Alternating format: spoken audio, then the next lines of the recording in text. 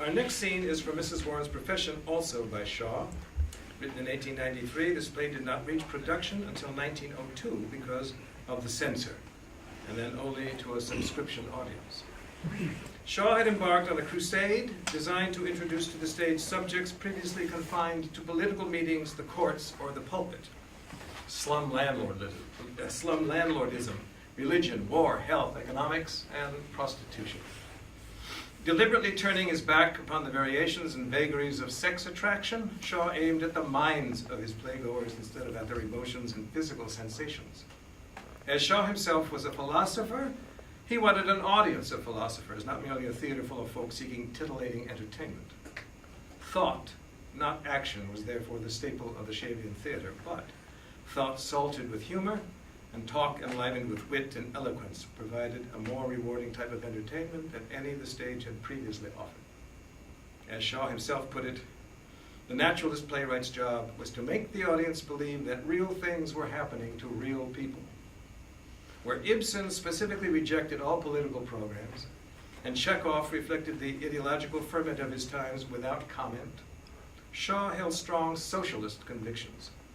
These convictions led him to create, in our scene tonight, the most stinging and convincing rebuke to free market venture capitalism ever to appear on the live stage. For prostitution, turned into a modern capitalist business, is the main topic of Mrs. Warren's Profession. The only information required to understand this scene is that Miss Vivy, the daughter of Mrs. Warren, is a 23-year-old honors graduate in mathematics from Union College, Cambridge. Sir George Crofts is an old friend of Mrs. Warren. It's interesting to note that although the words prostitute and prostitution were never uttered in the entire play, the subject matter was enough to have the play banned from public production both in the United States and England until the 1920s. Rivers, Duggan, and I will be performing this scene from Act 2 of Mrs. Warren's Profession.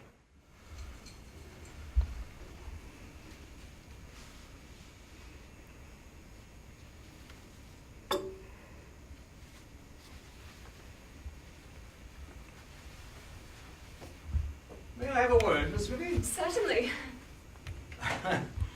Pleasant young fellow that, eh, Miss Vivy? Pity he has no money, isn't it? Do you think so? Well, what's he to do? No profession, no property? What's he good for? I realize his disadvantages, Sir George. Oh, it's not that, but while we're in this world, we're in it. And money's money. Nice day, isn't it? Very. Well, that is not what I came to say.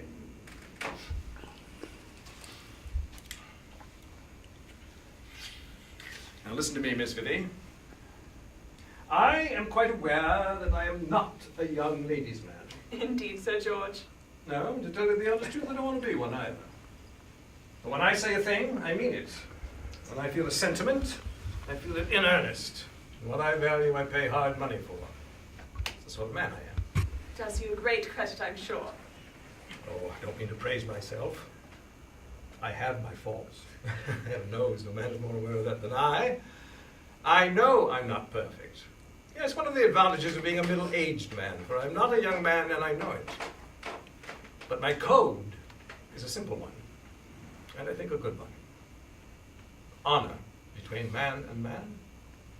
Fidelity between man and woman. And no cant about this religion or that religion, but an honest belief that things are making for good on the whole. A power not ourselves. That makes for right, as we say. Not ourselves, of course. Well, you know what I mean. Now, to more practical matters.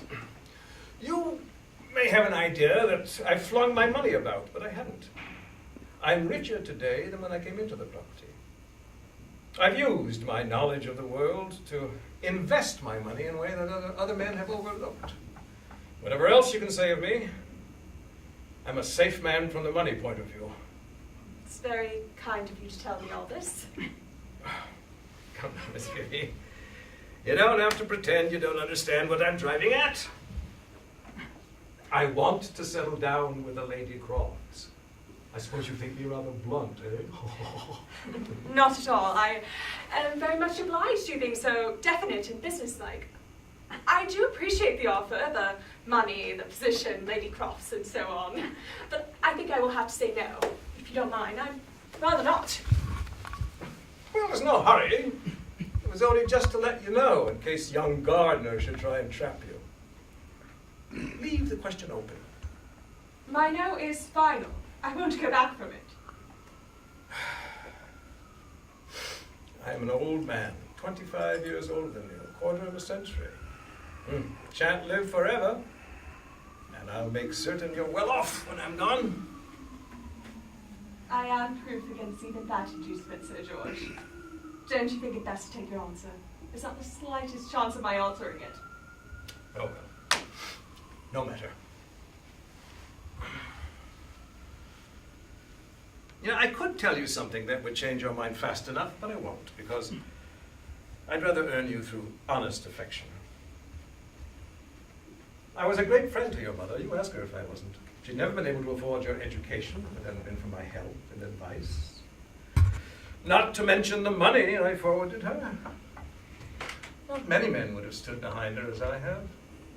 I put, all told, £40,000 into it from first to last. Do you mean to say you are my mother's business partner? Yes. Now, just think of all the problems and situations it would solve if we were to keep the thing within the family, so to speak. You ask your mother whether she'd like to have to share all her private affairs with a perfect stranger. I see no difficulty. As I understand, the business is wound up and the money invested. Wound up? Wind up a business that's making 35% in the worst years? Not likely. Who told you that? I'm still...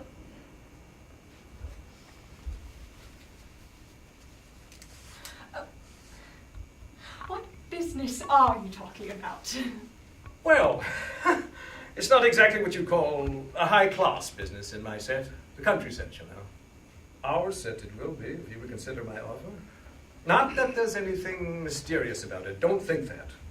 You know by your mother's being in it that it's perfectly straight and honest. I can tell you I've known your mother for many years, and she would rather cut off her right arm than touch anything that was not as it should be. I'll tell you all about it if you like.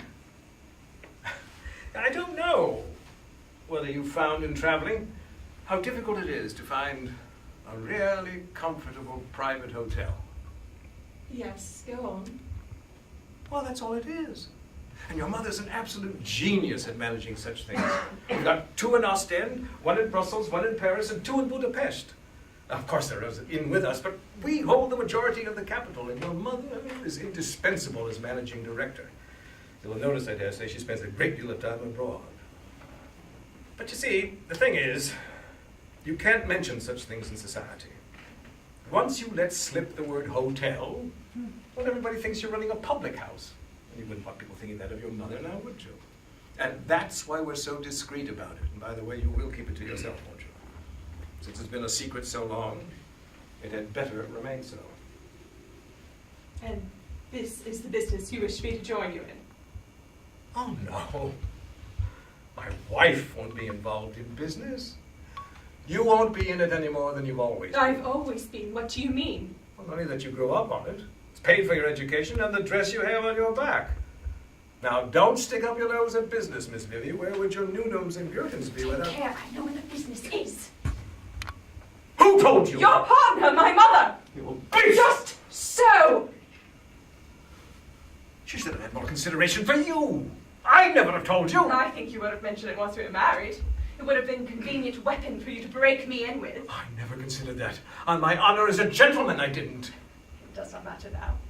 I assume you understand that once we leave here today, our acquaintance ceases. Why?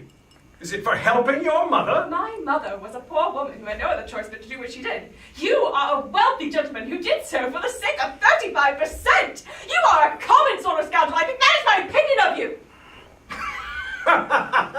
Go it, little missy, go it. It doesn't bother me, it amuses you. Why shouldn't I invest my money that way? Take my interest on the capital like everybody else. Well, I hope you don't think I dirty my hands with the work. Oh, come. You wouldn't refuse the acquaintance of my mother's cousin, the Duke of Belgravia, because some of the rents he gets are gotten in queer ways. You wouldn't cut the Archbishop of Canterbury, I dare say, because some of the ecclesiastical commissioners have a few sitters on the rent rolls. You Remember your Crofts Scholarship at Newnham? Well, that was founded by my brother, the MP. He gets his 22% out of a factory with 600 girls in it, not one of them earning a living wage. Now, how do you expect they manage when they don't have families to fall back on? Ask your mother. You expect me to turn my back on 35% when everyone else is pocketing what they can, like sensible chaps? No such fool.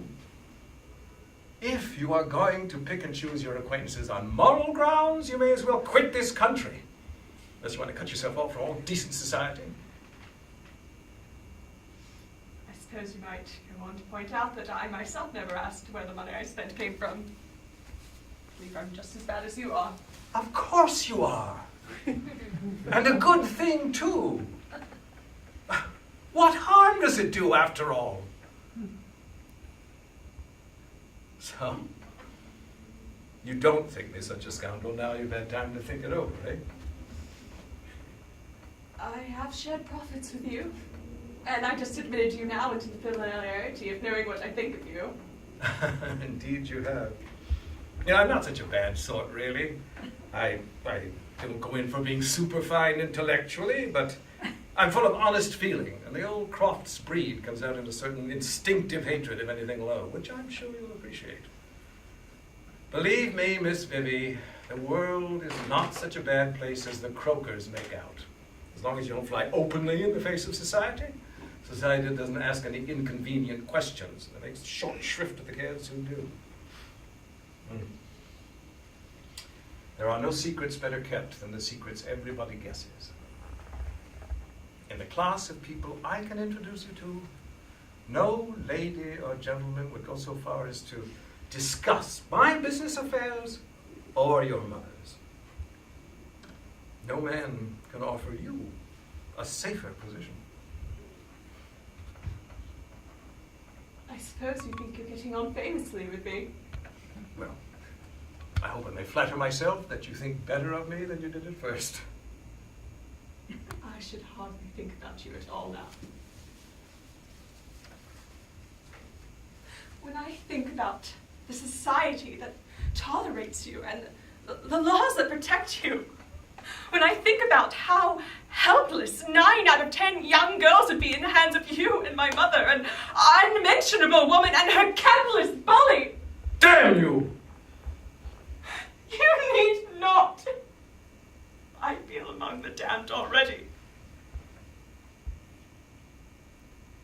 Sing.